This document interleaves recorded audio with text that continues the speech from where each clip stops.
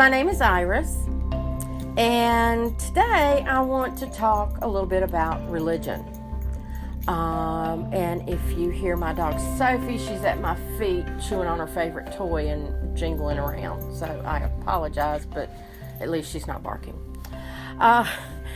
My thoughts on religion are pretty varied. And I just want to bring some questions to light and maybe get people thinking a little bit. One of the first things that really gets me, and we see it a lot today, is people who call themselves Christians, yet cherry pick the Bible or have no tolerance for anybody that's different than them. And I think a lot of times when people grow up in a certain religion, they hold beliefs that keep them safe. They believe what they need to believe in order to protect themselves. And it might be because they feel that they truly will be cursed by God if they don't do everything just so, even though their ideas might be a little off kilter. But if you're taught something in your life and you're trying to conform with your family and your church friends, you're going to hold on to those beliefs because you don't want that to change. And I get that. But what I do know is that there have been so many variations of Christianity, and even in other religions that people follow. And you'll have a group of people that belong to a church and they go, no, I don't agree with this minister, or I don't agree with this leader for this particular branch of the religion, and then they break off and they form something else. I mean, that happened a lot even before settlers came. In fact, that's why they came, was because they wanted to break away from the Church of England. You know, the Quakers were being persecuted. The Catholics were being persecuted. So they came here and established land, and so that they could believe like they thought that they should. So beliefs are fine. It's when it carries someone into violence and hatred that it gets a little bit unnerving. One thing that a lot of people don't like to recognize, and I'm not a biblical historian by any means, but I have read a lot of books, statements from theologians that are far more educated than I am on the subject, as well as my own beliefs and the way that I connect with the creator of all that is. I know that there is more than what a lot of people want to recognize. And one of the first things is that the Bible was inspired by prophets and by apostles, and the stories were verbally passed along for many years before someone said, let's write them down.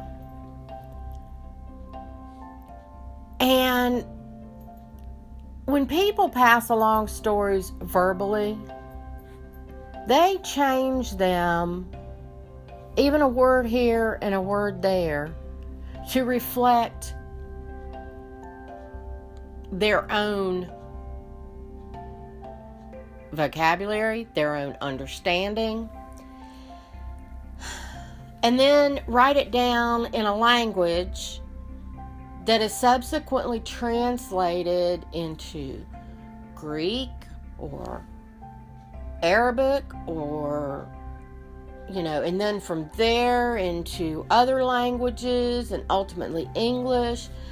And we know there are certain words that have not been translated correctly, and historians and theologians are coming out with examples all the time. But people have gotten a certain belief in their head, and they think that this is what God wants them to do. Well, God did not physically write the Bible. And I know that pisses off a lot of people when that is said. But it's true. People wrote the Bible. And the prophets and the apostles, they told their original story, but somebody later on actually wrote it down. I would also suggest that you learn more, if you're having a problem with this, about the fact that at one point the church was the ruling government, and they were trying to get the Christians under control, because Lord knows when Christianity first started, they were already fighting over what was what.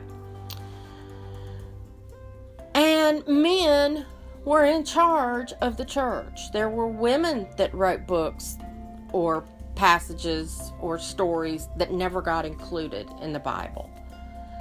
And they immediately said, nope, women can't do that, out they go. And then they started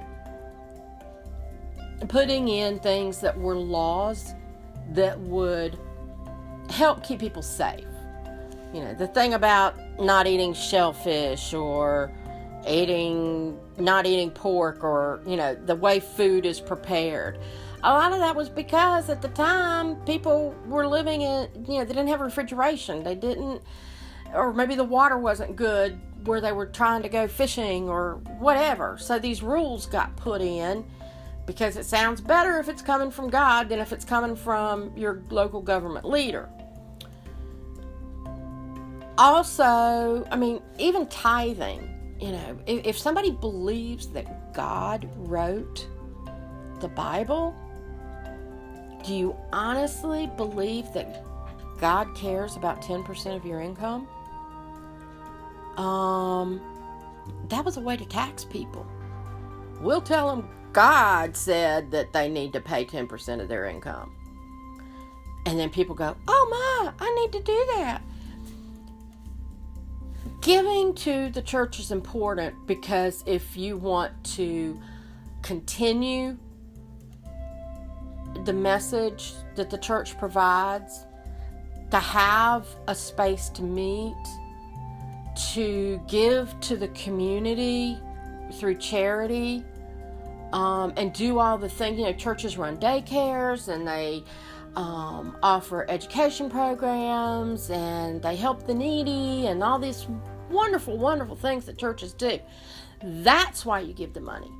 Not because God told you to, because God didn't. I've got more. That's just the tip of the iceberg that I want to share again. These are my thoughts, things that I hear people talk about, and I just wanted to share some alternate views and hope that you find some meaning out of it. Thank you for watching. I wish you well. Namaste.